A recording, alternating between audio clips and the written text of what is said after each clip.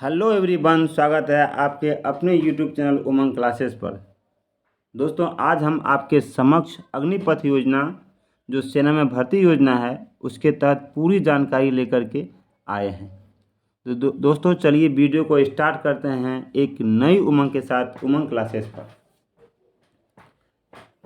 अग्निपथ योजना की जो घोषणा की गई थी दोस्तों, वह 16 अप्रैल 2022 को की गई थी। अग्निपथ योजना को चलाने का जो मुख्य उद्देश्य था दोस्तों, यह था देश के विभिन्न वर्गों के युवाओं को सशक्त बनाना और आत्मनिर्भर बनाना। सशक्त और आत्मनिर्भर से मतलब ये होता है दोस्तों कि युवाओं को आर्थिक स्थिति, मानसिक स्थिति और शारीरिक स्थिति और देशभक्ति की भावना उसमें होनी चाहिए। इन सभी बात को ध्यान में रख करके यह योजना मुख्यतः रूप से चलाने का प्रयास किया गया है। दोस्तों, 4 साल सरकारी योजना में लाभ देने के बाद विद्यार्थी जब अग्निवीर बनकर आएंगे या अग्निपथ योजना के तहत जब भर्ती होगा, जब आएंगे तब उसे तकरीबन 10.04 लाख रुपए के योगदान मिलेगा, जिससे चाहे वो आप एजुकेशन कर सकें, फिर अपनी पढ़ाई स्टार्ट कर सकें। तो चलिए दोस्तों, आगे देखते हैं। अग्निपथ योजना का उद्देश्य है तीनों सेनाओं के वेतन पेंशन को खर्च को कम करना है। दोस्तों, अग्निपथ योजना जो भर्ती प्रक्रिया है यह कब चालू किया गया था दोस्तों, तो यहाँ आप ध्यान रखेंगे दोस्तों, 16 जून 2022 को ये भर्ती प्रक्रिया शुरू कर दी गई थी। राजनाथ सिंह के द्वारा आर्मी के अंदर 4 साल के लिए और तीनों सेनाओं में, किन किन सेनाओं में, थल सेना, वायुसेना और नौसेना के लिए भर्ती प्रक्रिया चालू हुई थी। दोस्तों यहाँ देखिएगा, 16 अप्रैल 2022 को यह घोषणा की गई थी और भर्ती प्रक्रिया जो है दोस्तों यह 16 जून 2022 को की गई थी। ये ध्यान रखेंगे दोस्तों। आगे चलते हैं दोस्तों, आगे देखिए। अग्निपथ योजना में शामिल होने वाले युवा जो हैं या जो भी जवान शामिल हो उसमें होंगे, वह कहलाएंगे क्या? अग्निपथ योजना में शामिल या भर्ती होने वाले जो जवान होंगे वह कहलाएंगे अग्निवीर कहलाएंगे। दोस्तों, क्वेश्चन पूछा जा सकता है।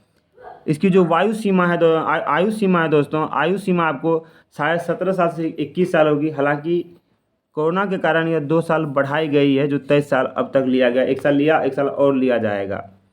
शैक्षणिक योग्यता जहाँ तक बात करेंगे दोस्तों यहाँ पर, तो मैट्रिक इंटर पास होगा कम से कम, और वह 17 साल का एज पूरा होना चाहिए। 17.5 साल का एज पूरा करना चाहिए।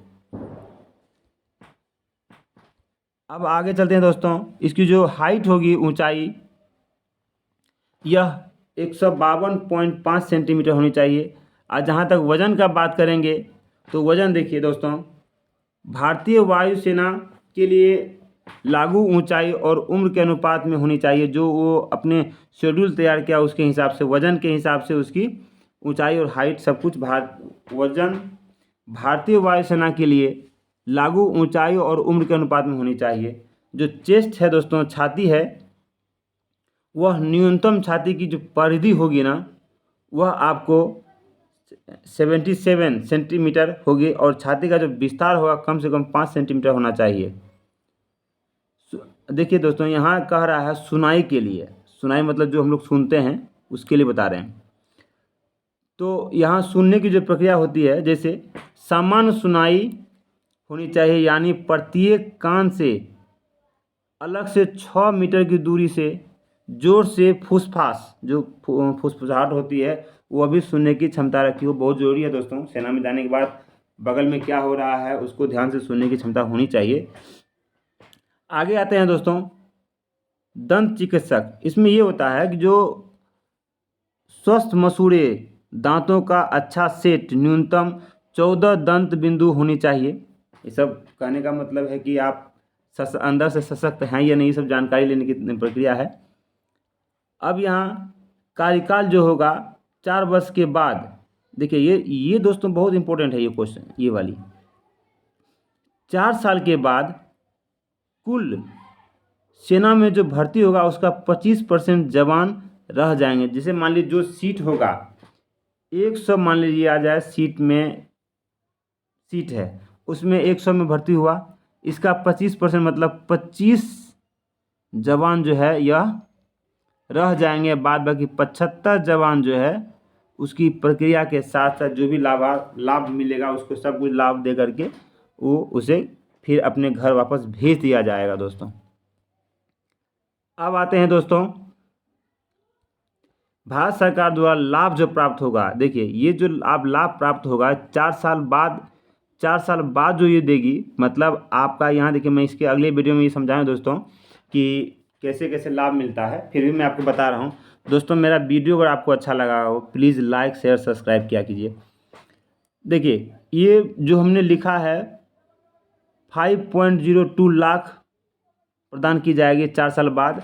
कहने का मतलब मेरा ये है जो 30% मेरा सैलरी का फर्स्ट ईयर का जो नौकरी लगने के बाद जो फर्स्ट ईयर का जो सरकार का सैलरी होगी, जैसे मान लिए पहला साल का पर मंथ जो होगा आपको 30,000 सैलरी देगी। उसका मैं आपको इसके बारे में बता रहा हूँ, फिर मैं थोड़ा सा इधर हिंस दे दूंगा आपको। तो उसका 30% होता है आपको 4 साल में 5.02 लाख रुपीज़, उतना ही सरकार आपको योगदान देगी। मैं आपको ये समझा देता हूँ, ये है सरकार का लाभ देने का बाद 4 साल नौकरी होने के बाद जो लाभ देगी वो देगी। आइए दोस्तों एक बार देखते हैं इस शेड्यूल को, एक बार देख लें। इस शेड्यूल को देखें दोस्तों।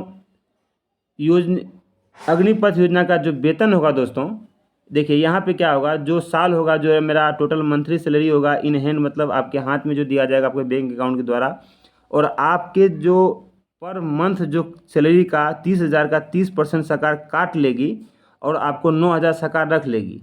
तो और उसके बाद क्या करेगी, 9,000 सरकार खुद आपको दे देगी। सरकार 30% काटेगी कहने का मतलब, और 30% सैलरी आपको जो सरकार का जो आपका सैलरी का 30% काटेगी और आपको फिर वो 30% आपको दे करके जोड़ करके आप 4 साल बाद जो होगा वो आपको दिया जाएगा। वही यहाँ मैंने लिखा है टोटल 4 साल बाद जो होगा ये आएगा। अब दूसरा साल फिर आपका सैलरी हो जाएगा 33,000, आपको हाथ में मिलेगा 23,100, और इसका 33,000 का 30% काट के 9,900 मिल जाएगी, और सरकार फिर उसमें इतना ही योगदान दे देगी आपको। इसी तरह से तीसरा साल है 36,500 रुपया मिलेगी और 25,500 रुपया आपके खाते में आ जाएगी, और 36,500 का सरकार काट लेगी 30%, तो 10,950 रुपये हुआ। अब आगे देखें यही रुपया जो आपको उतना ही रुपया 10,950 रुपया जो है सरकार दे देगी। अब चौथा साल जैसे तो जिस तरह आएंगे दोस्तों, तो चौथा साल में 40,000 आपका तनख्वाह होगा पर मंथ, और 28,000 आपके हाथ में या अकाउंट में दे दिया जाएगा, और 40,000 का 30% काट के 12,000 रुपया जो तो दोस्तों होता है वो आपके जमा हो जाएगी। जब रिटायरमेंट होने के बाद ये रुपया देगी, और उतना ही रुपया आपको 12,000 रुपया सरकार दे देगी। मिलाकर के कुल रुपया जो दोस्तों आपके पास आएगा, यहाँ देखें कुल रुपया जो दोस्तों आपके पास आएगा, ये कुल रुपया का जैसे 5.02 और 5.02 ये आपको कुल योगदान का जो आपका सैलरी जो मिला उसे मिला, जो आपका 30% आपका सैलरी का काटा करता था, और सरकार द्वारा 30% सैलरी दे करके दोनों का जो मिला करके आपका 10.04 लाख रुपया आपको 4 साल बाद नौकरी से जब निकलेंगे तब आपको इतना दिया जाएगा। दोस्तों यही चीज़ मैं अगले वीडियो में कहना भूल गया था कि ये जो रुपया आप देख रहे हैं ये आपका सैलरी का 30% काटने के बाद, और सरकार द्वारा फिर उतना ही योगदान यानी 30% योगदान देने के बाद कुल अमाउंट जो आपका होगा दोस्तों 10.04 लाख रुपया 4 साल के बाद आपको रिटर्निंग सरकार कर देगी। कहने का मतलब ये हुआ कि 4 साल के बाद अगर आपका सैलरी खर्च भी हो जाती है, तो आप अगर अग्निवीर बन के निकले हैं तो आपके अकाउंट में 10.04 लाख रुपीज़ रहेगा। इससे आप 2-3 साल या तो पढ़ाई कर लीजिए, 4-5 लाख खर्च करके अगर नहीं हो पा रहा है तो वही 5 लाख का बिजनेस आप कर सकते हैं। तो कहने का मतलब है सरकार का योजना तो ठीक ठाक है युवाओं के लिए, अब युवा इसको जैसे ले। तो दोस्तों मेरा वीडियो अगर आपको अच्छा लगा हो तो प्लीज़ लाइक शेयर सब्सक्राइब। जय हिंद दोस्तों।